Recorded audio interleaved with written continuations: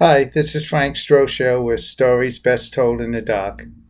It's going to be a short episode today. I'm in the middle of some research to do some investigations coming up, and it's been a lot more difficult than I thought. I need permits to go certain places and people I got to talk to, so it's taken a while. So apologize for that. Today, I'd like to talk about an incident that happened. I call it in my book, Stories Best Told in the Dark. Um, I call this Something Is Out There. It's chapter 16 in my book. And it happened some 25, 26 years ago, back in 1996. So as I recall, 1996 was a particularly harsh winter. It was cold, there was a lot of snow, and when this incident happened, it was the second worst snowstorm in the state. I think the blizzard of 1978 was the worst. But this one in 1996 lasted about 3 days, and we got a little over 2 feet total accumulation. But with the winds and the drifting, there were some areas of my yard where my 4-foot chain link fence was not visible anymore. So it got really deep in some areas. And again, behind my house are acres and acres of just woods. Today, they took a lot of it down and built condominiums and things. But back then, it was all forest. It was all woods. And it was the third day of snow. It was actually the second night, I should say. I was watching TV with my wife. It was, I don't know, maybe 8, 9 o'clock at night. It was dark out. The wind was howling outside.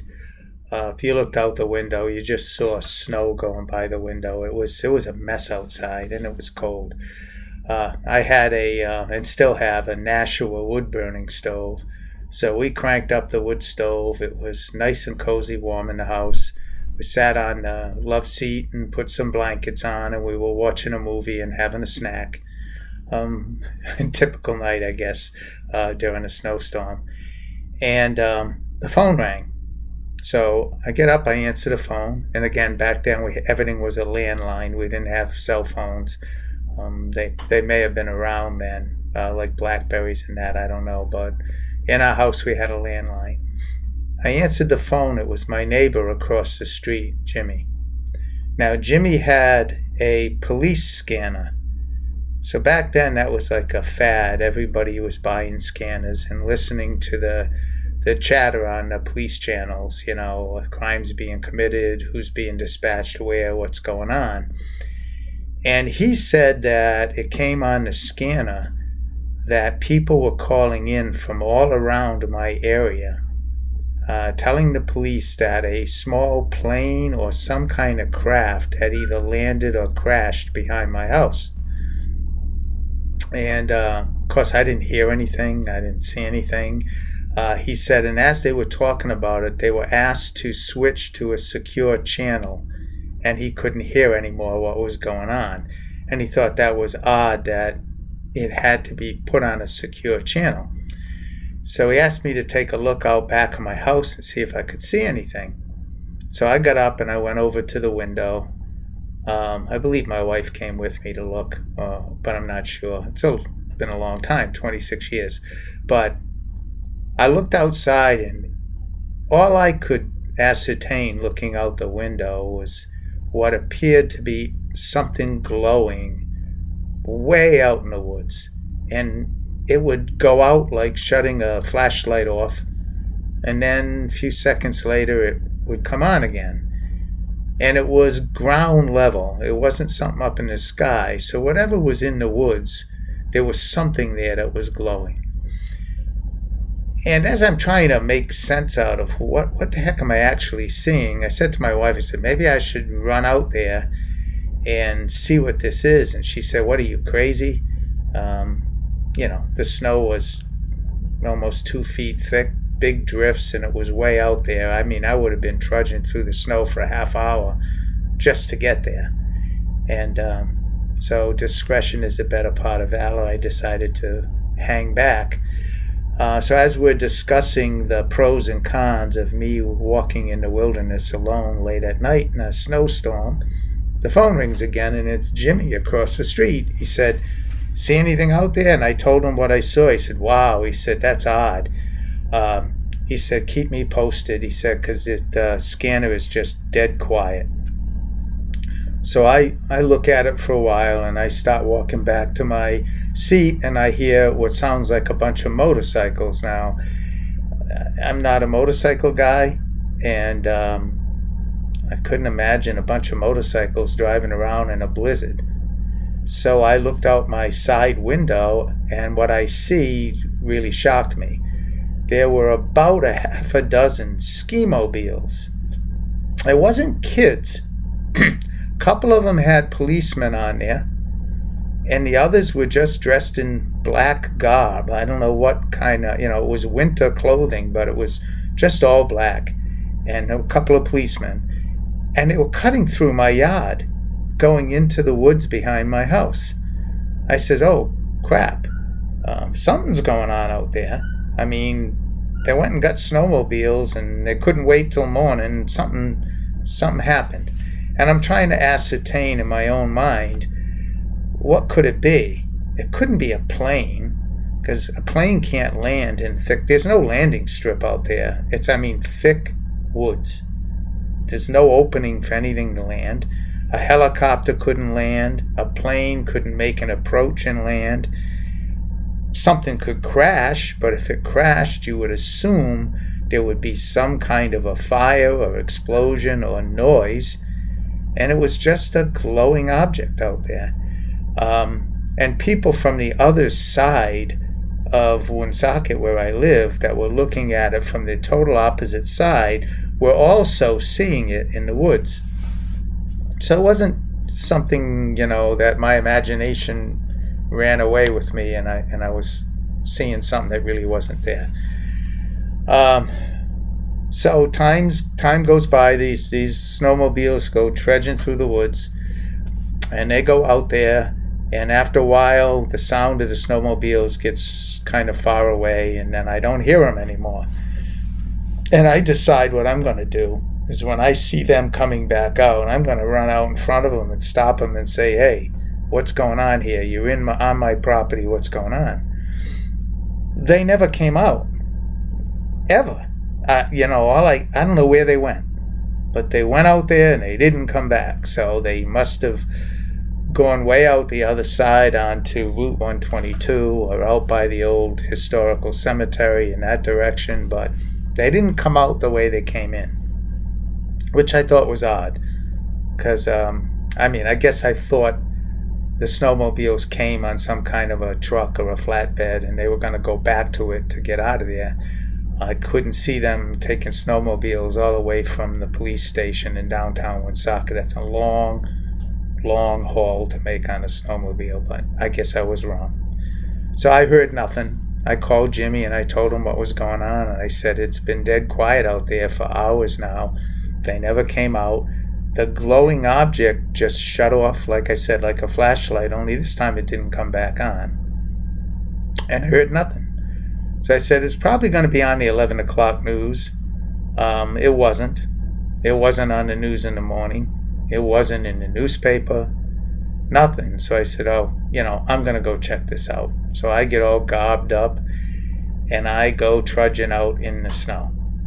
And it was a tough walk, because there were areas where the snow was snow deep. My feet didn't touch the ground. I had to kind of plow through it to get through.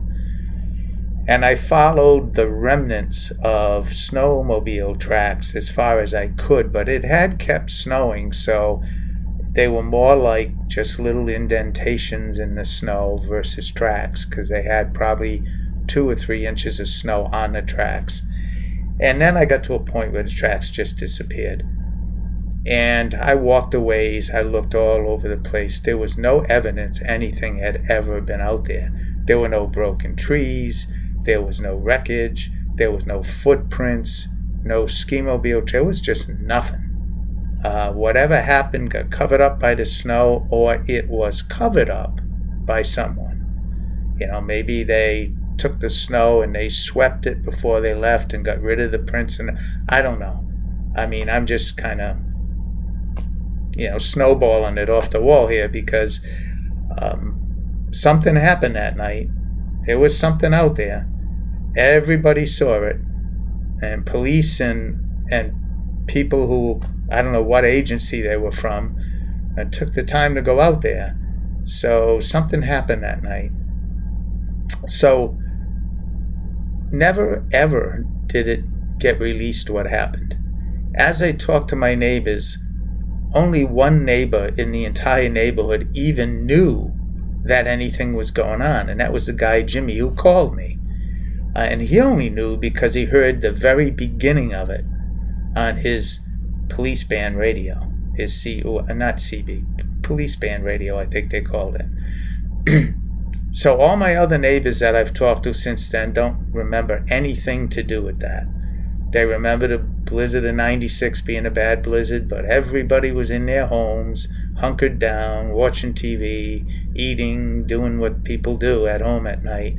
And since there was no crash, no explosion, nobody heard or knew anything.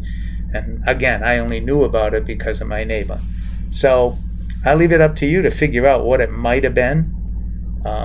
I know it couldn't have been a plane or a helicopter, but something came down from the sky, as reported by many, many, many people. And it was glowing, and it landed in the woods, which means it somehow was able to maneuver between trees and that and set itself down, unless it was hovering, at tree level out there, and it looked like it was lower than it was. But whatever it was, it disappeared, and unfortunately, like most of the stories in my book, I don't have a definitive answer as to what it was. But that was the winter of 1996, and I remember that snowstorm for a totally different reason than most people do. So that's my story for today. I do want to just mention some of the things I am working on that's coming up. I visited the El Convento de la Cruz in Santiago de Querétaro, Mexico. I have an interesting story about a tree that grows crucifixes with the nails for the hands and the feet and everything, and I've got samples of those. I also visited the Basilica of Our Lady of Guadalupe and have an interesting story about the actual cloak where the image of the Blessed Virgin came out. I found out from the New England Society for Psychic Research that I joined, I'm now a member of, that about 2 miles, maybe 3 miles from my house is the scene of where Fingernail Freddy actually lived, that the Nightmare on Elm Street series of movies were based on. It turns out he was a real person, and he was actually every bit as bad as the guy in the movie. And the remnants of his homestead and his house that burnt down and everything is still there. But half of it's on city property and half of it's on a convent of the Sisters of Mercy. And you need permission from the city government and a permit, and you also need permission from the convent to go out there. And then you got to go out there and you got to walk for quite a distance through the woods and look for it. No one's going to give you a tour or show you where it is. So I'm in the process of trying to do that. I contacted the Historical Society and got some background information, and now it's a matter of getting the permits and getting out there. And then there's a girl by the name of Marie Rose Ferrin, who died in 1936, I believe. She was a resident of Woonsocket, Rhode Island, and she was the only stigmata in the United States. A stigmata is like Padre Pio, someone who has or exhibits all the wounds of Christ. They bleed, their hands open up, you can see right through where the nail would have been, and science cannot explain how this happens. These wounds don't get infected, these people don't die from it, And around religious holidays, Easter, Christmas, they get much, much worse and bleed profusely. So she lived a couple miles in the other direction from me. And there's a cemetery called the Precious Blood Cemetery where she's buried. And there's supposed to be a monument and a little story about her and that. So I want to go there as well. She was a kind of a Catholic. She was a Canadian American Catholic mystic, and stigmatist. So I got a bunch of things I'm working on that hopefully within a week or two I can come back and start sharing some of this stuff. So anyway, that's my story.